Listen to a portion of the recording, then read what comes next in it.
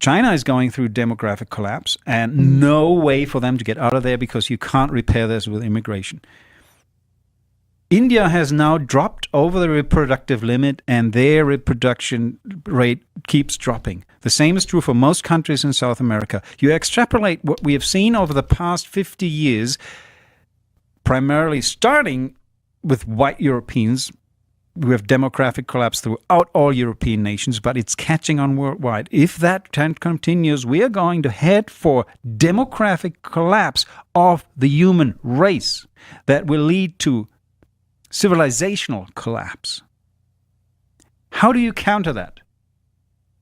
You have to have a complete new ideology that steers away from materialism, from hedonism, from fornication with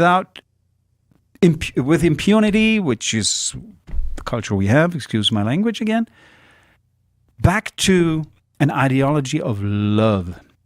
The meaning of life is the creation and raising of new life in love. This needs to be taught in every school. There is no life without creating new life. Mm-hmm. Oh, yes. This is the center of our meaning and of our being. And that gets completely lost on everyone. Everyone's staring on overpopulation on the planet. Yeah, it's a temporary problem, but we have headed into an abyss of demographic collapse and how to get out of this. Any party or movement in countries that are already facing demographic collapse and they want to counter it in Western Europe, trying to get out of it, trying to get people to get back to family values, to loving children, to having children, faces this wall of ideology. Girl, spread your legs. The Führer needs soldiers.